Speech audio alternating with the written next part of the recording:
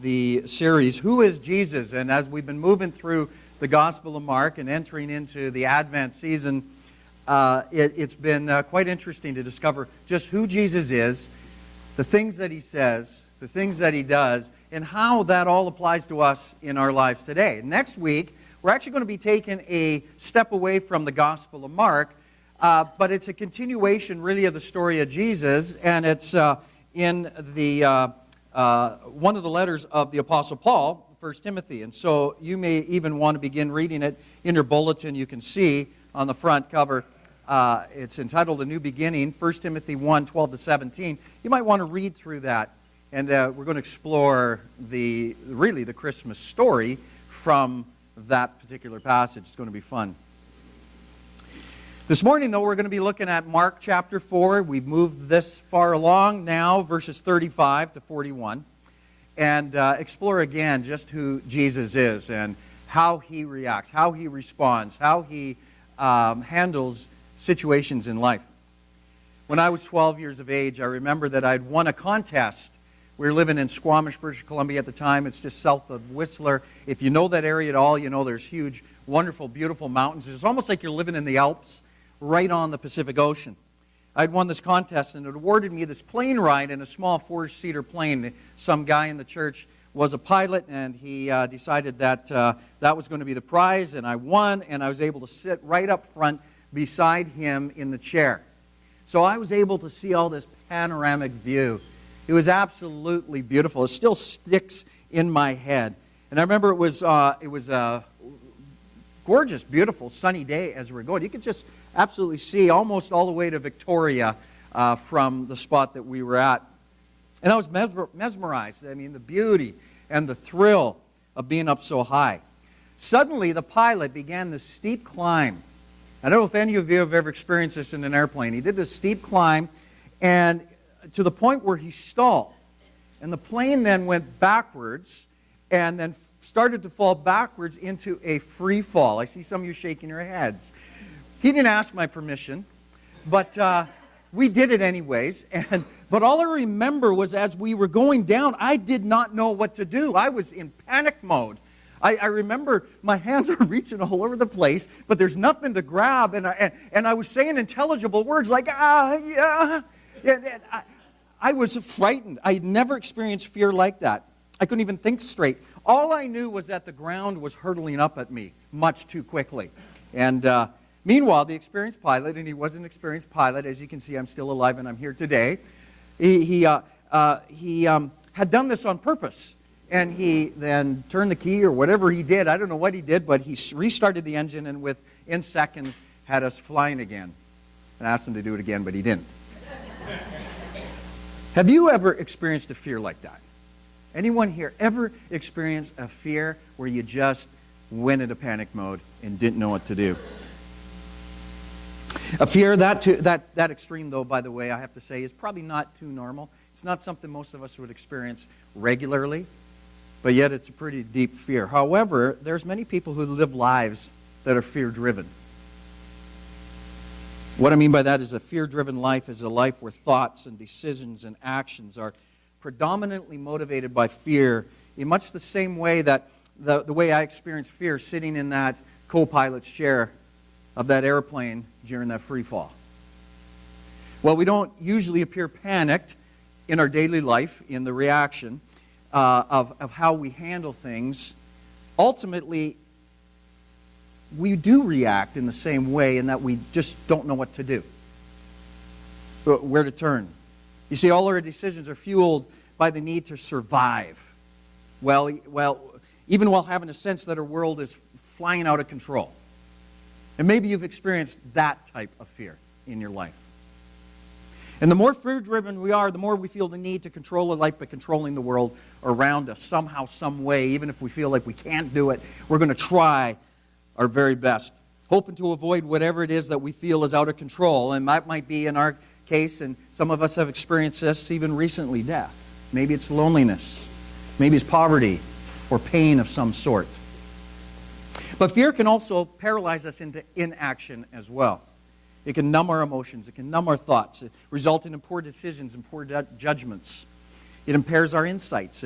Any decision that is made out of fear tends to lead us back into more fear and more separation and those feelings of desperation. Maybe you've been there. I've been there. The sad truth is that too often what we do is we allow fear and worry and doubt to dominate and to define our lives. We allow our fears to then steal our joy and too often, much too often, to steal our sleep. This morning we're going to be learning about how to overcome fearful lives. And instead, what we're going to do is we're going to look at how to fear God. And Jesus is going to teach us how to do that in how He handled fears. Because it's only as we fear God, the one who is in control of all things, which, by the way, can only come about by knowing Jesus intimately. And that is what we talk about in our values, knowing Jesus intimately, that we'll never need to live fearful lives again. And who wouldn't want that, church? So, turn in your Bibles, if you have them, to Mark chapter 4, verses 35 to 38. And I'm going to read those first verses, and then we'll look at the rest of the verses a little bit later on. I will have them on the screen so you can follow along there too. So starting in verse 35. On that day, when evening had come, he said to them, "Let us go across to the other side." And leaving the crowd, they took him with them in the boat, just as he was. And other boats were with him. And a great windstorm arose, and the waves were breaking into the boat, so that the boat was already filling. But he was in the stern, asleep in the cushion. And they woke him and said to him, "Teacher, do you not care? We are perishing." Now, to kind of bring us back at the speed where we're at, last week we even talked about the fact that he was in the boat. He was preaching from outside on the water while everybody was out sitting around on the slope. And he had been there. Why? Because so many crowds have been following him. They've been crushing in on him. And Jesus was exhausted by this point. So he's already in the boat. Let's get across to the other side where he could probably get some rest. And while they're going, he falls asleep in the stern. Now, one of the things about my own life as a 12-year-old boy flying in an airplane in free fall, one thing was clear. And that was this: I wasn't in control. And that's the same lesson I think we do well to learn ourselves. Except, by the way, in our own lives, as we fly around in our own little aircraft called planet Earth, as we fly around the sun. We need to understand that we're not in control.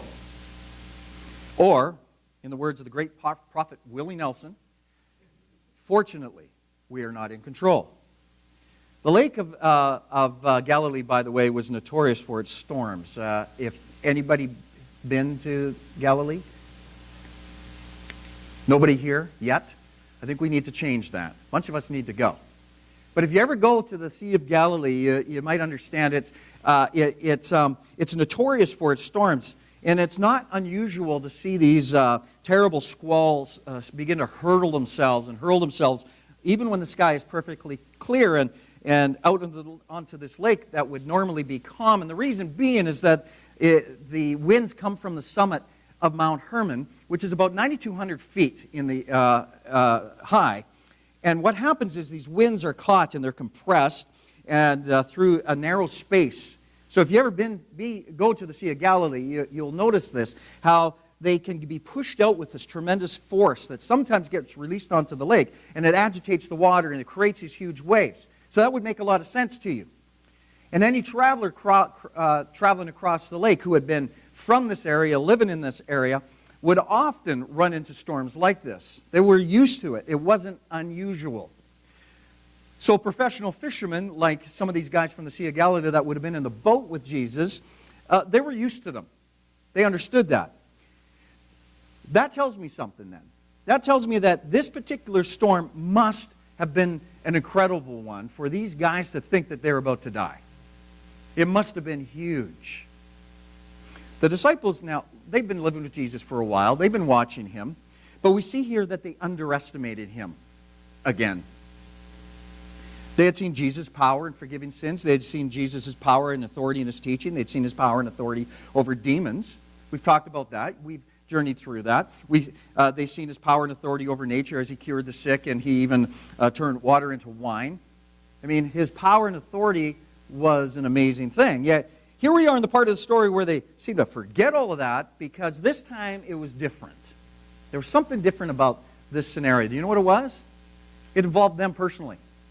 All this other time they had experienced the power and authority of Jesus with other people, and had seen that happening, and they could accept that. But now all of a sudden they needed his power and authority, and it was a little bit different. I got to tell you, I do that too. You might do that as well. I hear about God doing an amazing work in another church or doing something in someone else's life, and it's all exciting and wonderful, and I hear about answered prayer when someone tells me about how God is at work, and we talk about God's power. We certainly do that here. But too often I forget the fact that he wants to answer my prayer too. Do you relate? I too often forget that he wants to use his power in my life to show his glory too. You know, I'm excited. We talked about this. I'm excited about the thousands of souls that are getting saved in Iran. But do I believe that the Spirit will actually do that kind of soul-changing life transformation here in Dartmouth, in Cole Harbour, in Nova Scotia too? Do I really believe that? Well, of course, he can. The problem is I have been guilty too often of not really believing it. But not only have I been guilty of unbelief, but I've also been guilty of assuming that I shouldn't have to face storms in life either. But I got to be reminded that, you know what? We're not in heaven yet.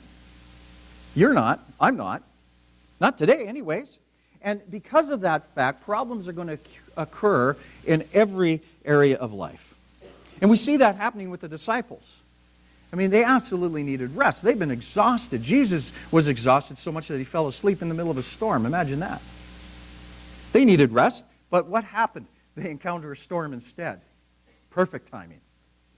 We all experience storms in our life, and none of them are perfect timing, are they? They always come out of the blue, it seems, or they always seem to come at the worst possible times in life. Maybe it's parents who aren't doing well physically, causing you to reevaluate priorities and certain commitments. Maybe it's storms at work that necessitate navigation.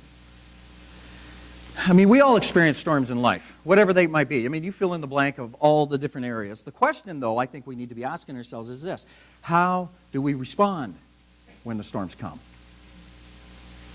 Now, the disciples, it's so interesting to see. They were in stark contrast, their reaction to Jesus' response. You see, in the middle of the storm, Jesus responded with faith.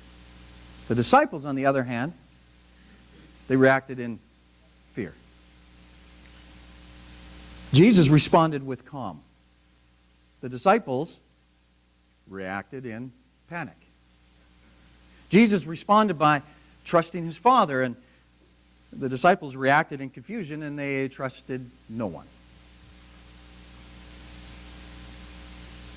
You know, sometimes I relate. Too often I relate with these guys. We can pick on them. And we can say all kinds of things about, come on guys, couldn't you see who you're with? Huh. I can put the mirror back on me. And I see me in this reaction of the disciples too. See, as I was preparing this for the message this morning, it caused me to just think about my own life. And when the storms hit, I was thinking to myself, because I know they will, do I respond or do I react? And I think that's a good question to be asking ourselves. How do you respond to the storms in life? Now, we might understand that we're not in control. We might get that, and we might start to figure that out. I mean, you only have to get hit a few times in the face before you figure out, I'm not in control of this situation. But if we want to be a responder to the storms in life instead of someone who reacts in panic and fear, it's even more important to know then that somebody is in control. And it's even more important to know who is in control. And Mark lets us know without any guessing, there's no guesswork here, that Jesus is in control. And that's a confidence that we can carry to the bank. So Jesus wakes up from his nap. They wake him up. It's amazing that he had to wake him up. I mean, I would have thought that bouncing all over the place in that boat, he would have woken up, but he didn't. He stayed asleep. That's part of the reason is because Jesus had confidence in who he was and who was looking after him. But there's two amazing things that happened that I wanted to point out. The first were his words. It was a command of utter simplicity, if you notice. I mean, he didn't stand up, he didn't brace himself, he didn't have a Charlton Heston voice, and carry this big wand and make these incantations, and he didn't make a big deal Verse 39 says, and he awoke and rebuked the wind and said to the sea, peace, be still. And the wind ceased, and there was a great calm. That's the point. He said, peace, be still. That's it. To a hurricane. Really, that's what this thing was. Jesus speaks to it just as you would talk to a disobedient child. Do you remember Hurricane Dorian last August? If you didn't, you must have been asleep at the boat. But that was a big hurricane. That was my first hurricane, by the way. Yay. I don't want to go through another one. Who remembers Juan a few years ago? Hurricane Juan was a big one, too. Power outages, trees ripped out of the ground, huge waves along the ocean front. And I can't imagine either of these two storms would have been stopped because you or I walked outside our front door and said, behave. That just would not have happened, I don't think. In fact, I can guarantee it wouldn't have happened. But the astonishing thing is that this storm actually obeyed Jesus like an obedient child. And the wind ceased, and there was a great calm. Did you notice what happened there, by the way? You can almost say this sounds like a redundancy. Wind ceased, and a great calm. Until you realize that Mark is talking first about the wind, and then he's talking about the water. Did you catch that? Great calm could literally be translated as dead calm. Now, have you ever seen water that is as smooth as glass? It's like a mirror, right? You can look at yourself, you can comb your hair in the reflection. I mean, there's no waves at all. When the wind stopped after Jesus' rebuke, I mean, that could have been a coincidence. It stopped and the wind stopped. But if you've ever been to the ocean after a storm, the waves keep pounding for hours afterwards, don't they? They just keep going. They keep rolling in, keep messing up all the sand underneath. Yet Jesus said, peace, be still. And not only did the winds die down, but the water instantly went dead calm. You got that picture in your head? I hope for some of you that's aha, I'd never thought of that before. See, that's how Jesus does things. He does them right. Now, among the ancient cultures, you have to understand this too. The sea was considered uncontrollable by the power of anybody but the gods. Only the gods can control it. To the ancient cultures, the sea was a symbol of unstoppable destruction. You can imagine all the ships at the bottom of the ocean and the oceanfront cities that would have experienced tidal waves and tsunamis and all those kinds of things like that over the years. It was just power. Mark is demonstrating here, though, that Jesus is able to exercise the power that only God has. And remember that Jesus didn't conjure. He didn't call on any higher authority. Even the apostles later would attribute everything to Jesus' name. You know, in the name of Jesus, get up and walk, and etc. You read that throughout the rest of the Scripture. Jesus says simply, be still to a storm, and it went absolutely still. You know what Jesus is saying by this action? He's saying so much. He's saying such a depth there with just his action. He's saying, I am not just someone who has power. He's saying, I am power itself. Anyone or anything in the whole universe that has any power only has it on loan from me. That's what he's declaring. I mean, and that's got to be a pretty big claim, don't you think? That's a huge claim. And if it's true, then we need to be asking the question, if that is true of him, who is this man? And not only that, but what does that mean to me? Now, there's two options, I think, to that question. You could argue that this world is just the result of a colossal storm.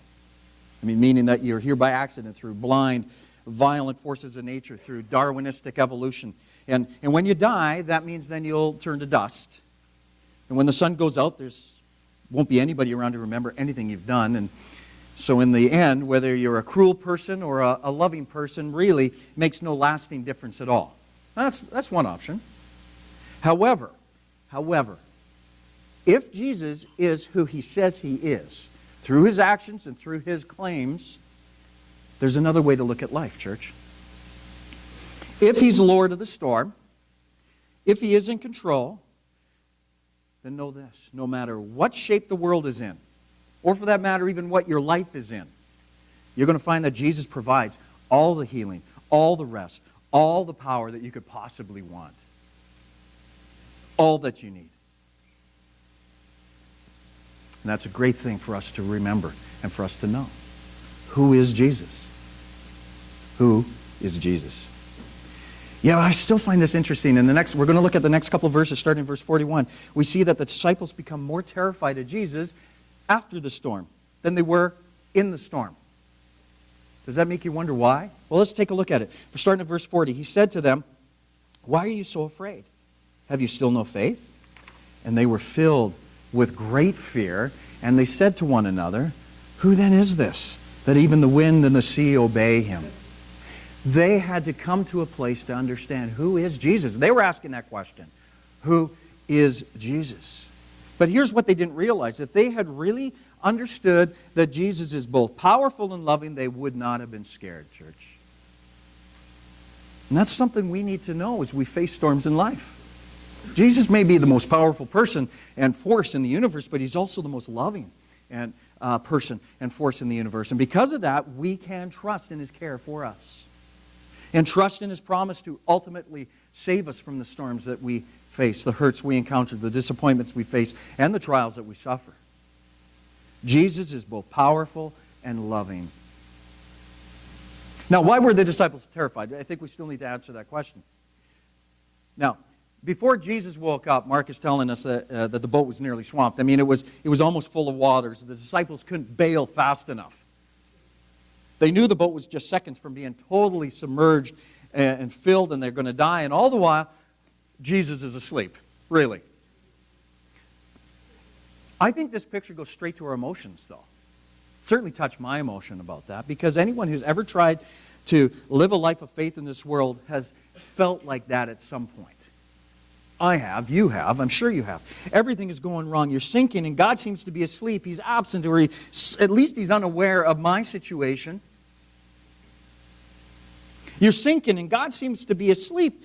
And you're saying to yourself, if you loved us, like the disciples, they were saying that too. If you loved us, you wouldn't let us go through this. If you loved us, you wouldn't let us sink in this water. If you loved us, you wouldn't be letting us endure deadly peril, Jesus. Like, really, if you loved us. So what did Jesus do? He gets up, calms the storm, takes care of business, and then He turns around and looks at them. And He responds to them. Now, did He say, "Listen, I understand how you feel. I get it why you're scared. Now, I relate with you. Let's sit down and let's sing Kumbaya." No, He didn't do that. He asked, "Why are you so afraid?" Which would have been a silly question to ask, you would think. So can you imagine what the disciples must have been thinking? They were probably looking at each other. What do you mean? Why are we so afraid? We're afraid we're going to drown. We're afraid You didn't love us, because if You loved us, You wouldn't let these things happen to us. But Jesus' question to them has behind it this thought. You're asking the wrong question. Your premise is wrong. You should have known better. If you know me, you should know better. I do allow people I love to go through storms, but you have no reason to panic. And if they had no reason to panic during the storm, they certainly had no reason to be afraid after it died down. But why were they so terrified in the calm, more in the calm than they were in the storm? Do you know why? Here's why I believe. It's because Jesus was as unmanageable as the storm itself. The storm had immense power, and they couldn't control it. Jesus had infinitely more power, obviously, because He controlled the storm. So they had even less control over Him. But here's what they failed to realize. And they began to realize as they began to know Jesus better. And that was the point of Jesus. Why are you afraid? Don't you know me? See, Jesus loved them. That's the difference. A storm doesn't love you. Nature is going to wear you down. It's going to destroy you, in fact. If you live long enough, eventually your body is going to give out and you're going to die.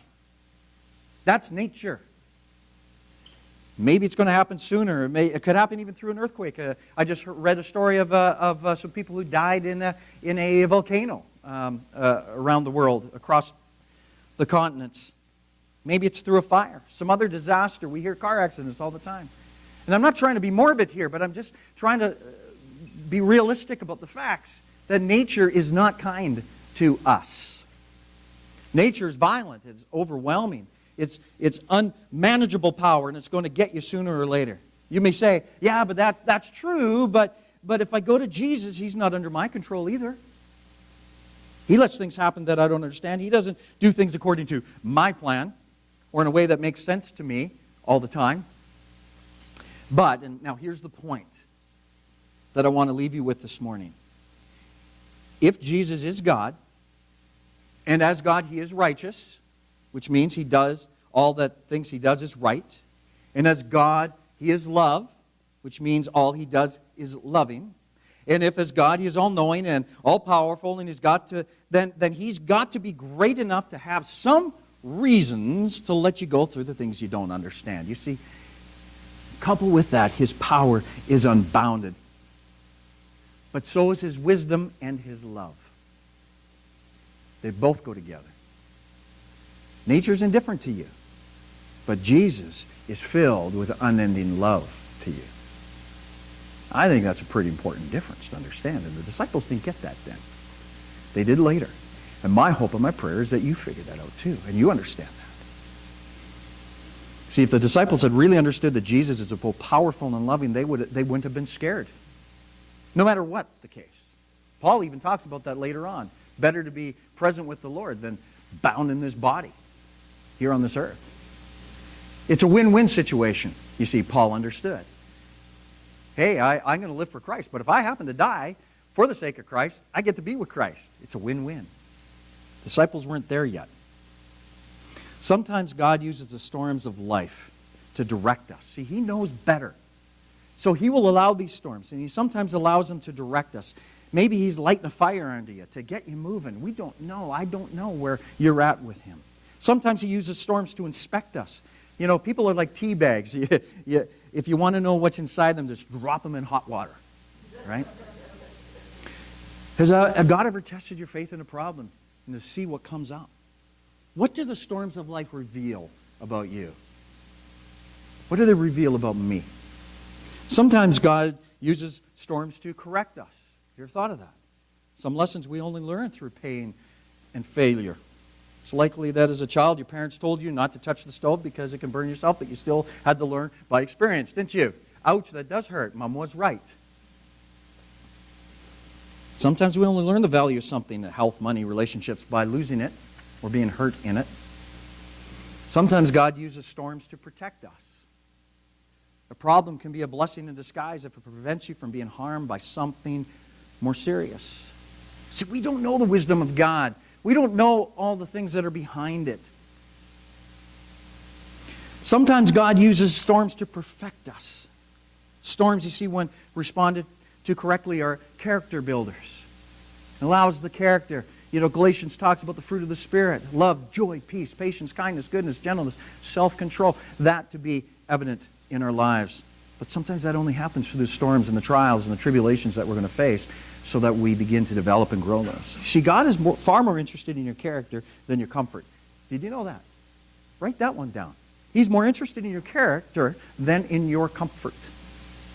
Your relationship to God and your character, you see, are the only two things that you're going to be able to take with you into eternity, church.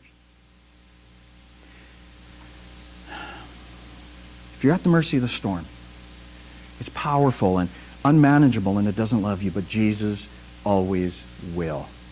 That's a great truth.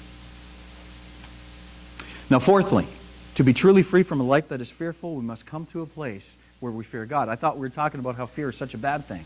Now I'm telling you, okay, but at the same time, fear God. And I just thought I finished saying that the disciples weren't supposed to be afraid of Jesus. Well, bear with me for a moment, okay? Now, fear is a common emotion. We might tease our friends for their fear of clowns or mice or snakes or whatever it is. But deep down, we all know that we have our own fears, don't we? It might not be little furry creatures that startle us, but instead we might fear being alone or losing everything we've worked to gain or being rejected or whatever its form. Fear is something we've all encountered at some point in our lives. Yet there's another fear that the Bible actually does speak about, one that we actually must have, one that we need to have. And this kind of fear is good. It stands up to all our other fears. You see, this type of fear, it brings wisdom and joy and rest and life. It's a holy fear, and it's this fear of God. Proverbs 14:26 says, "Whoever fears the Lord has a secure fortress, and for their children it will be a refuge." 19:23 of Proverbs says, "The fear of the Lord leads to life, and he who has it rests satisfied." See, if you have that true fear of God, you'd be, as the disciples, they would have been able to rest like Jesus did while they were in the storm. At that point, they didn't have the fear of the Lord. The fear of God is like being caught in a terrible hurricane while exploring the ocean front. The storm is so strong that you fear you're going to be blown right over into the surf and be lost forever. But then you discover a cave in the cliff where you can hide and you can find shelter. And even though you're safe, you get to watch the storm go past in all its brilliant glory, and kind of like a trembling pleasure that you experience as you watch it. The fear of the Lord is to be like Moses and remove our shoes because we're standing on holy ground. It's to be like the woman at the well who came face to face with the one who knew her so well.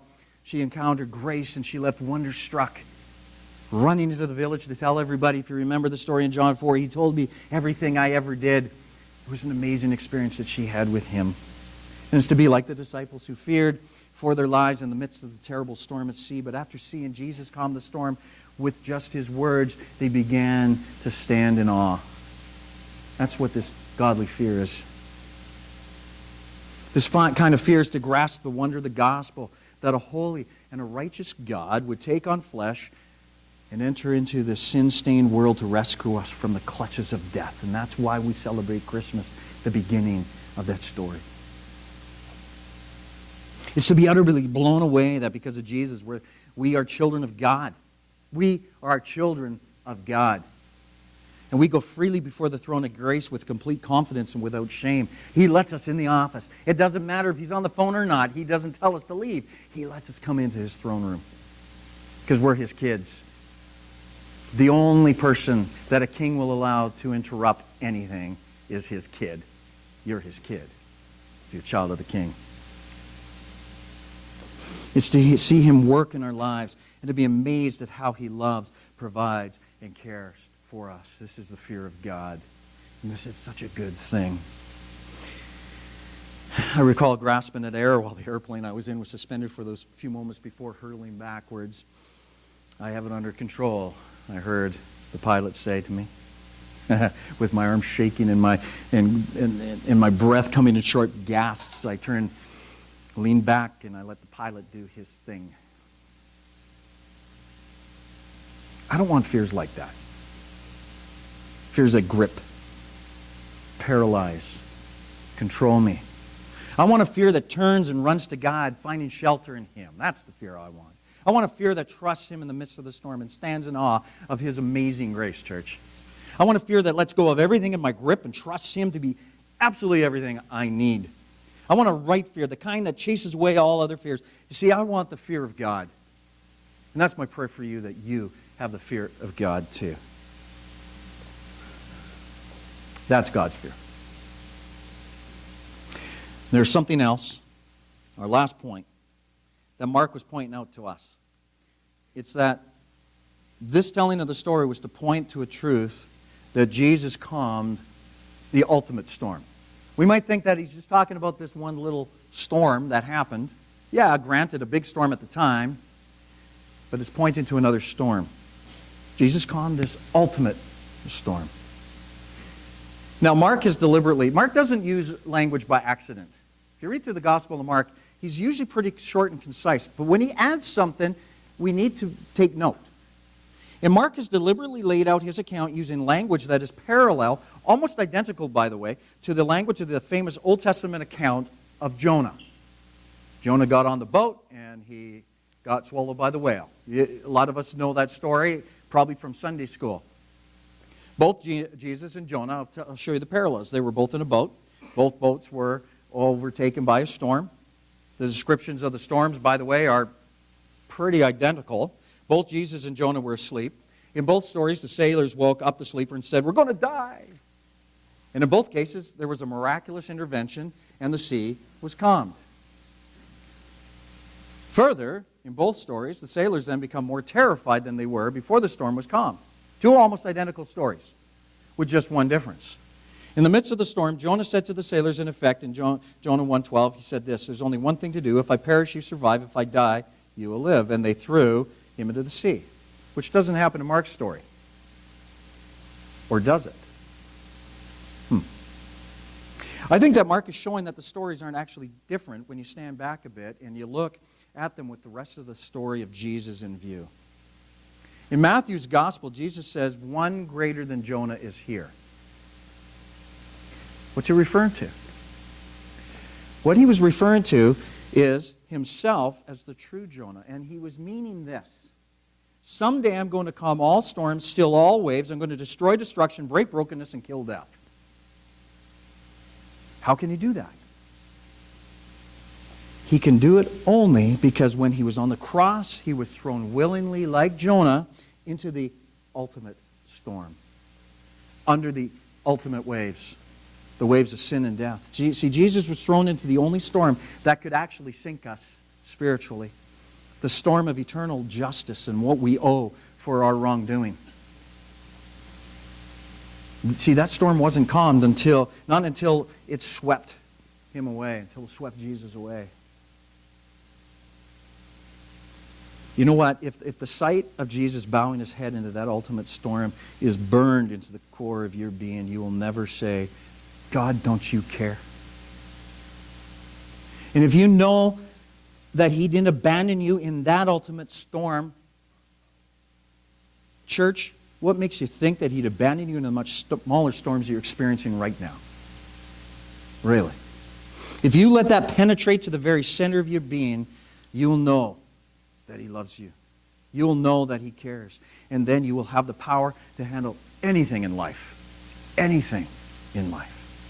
No longer fearful of the storms that come against us. If we truly understand and learn to fear God, the one who is in control of all things. When we do that, then we'll never need to live fearful lives again. I'm going to invite the worship team to come up as I pray. Heavenly Father,